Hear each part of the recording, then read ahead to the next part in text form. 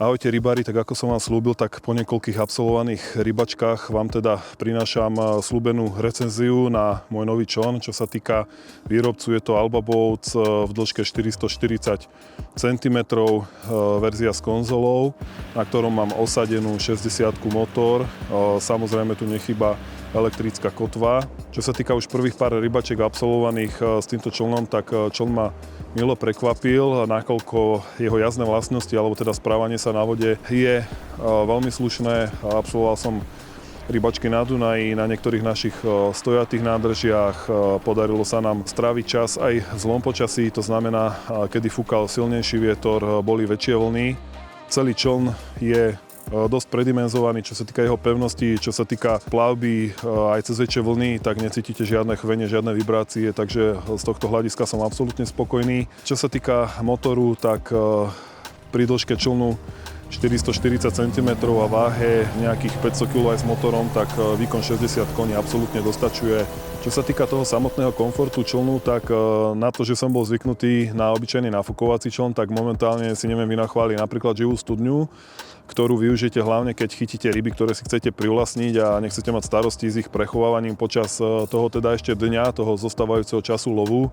No a samozrejme veľmi veľkým doplnkom, na ktorý som ja osobne nebol na mojom člne predošlom zvyknutý, je tá elektrická kotva, ktorá je samozrejme aj sparovaná so sonárom, ktorý momentálne používam, čiže viem si presne vytipované lovné miesta, či už cez sonár, navádzať sa na ne a zakotviť sa na nich, alebo pomocou ďalkového ovládania sa k nim viem dostávať. Osobne ma veľmi milo prekvapil aj úložný priestor, ktorý sa na tomto člne nachádza. Napríklad táto priehradka pod konzolou, kde si viete všetky veci, ktoré potrebujete počas lovu a uschovať a mať ich vždy po ruke. Ostatné veci, ktoré priamo počas lovu nepotrebujete, samozrejme máte v bohatých úložných priestoroch, ktoré tento čln ponúka. No a samozrejme sú tu aj odkladacie priestory, či už na rybárske prúty. Ja som si ešte domontoval napríklad takýto držiak, ktorý si neviem vynachváliť zase z hľadiska toho, že ten prút tam proste nasuniete a máte ho počas presunov uložený, nebude tam po člne a tak ďalej.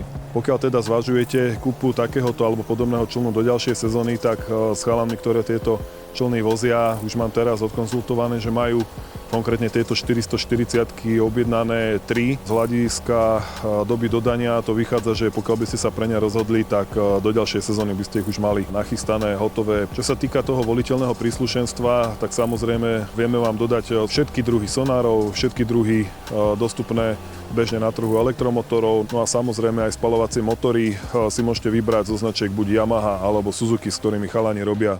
Pokiaľ ste ešte není rozhodnutí, aký čln si na ďalšiu rybárskú sezónu teda objednať a vybrať, tak môžete sa obrátiť či už na chalanov zo Siemenu, SRO alebo na mňa a môžeme niektoré veci si ešte konkrétne prejsť, čo vás zaujíma, vedia vám oni poradiť, prípadne ja vám viem na môjom člne poradiť, môžete si prísť pozrieť a rozhodnúť sa rozumne a rozhodnúť sa hlavne správne. Čo sa týka všetkých aktuálnych informácií o týchto člnoch alebo o nejakých prípadných zľavách a samozrejme o mnohých ďalších recenziách, ktoré v dohľadnej dobe vám možno prinesiem, tak môžete ich zaregistrovať na stránkach PORIS, čo v skratke znamená poľovanie a rybarčenie na Slovensku.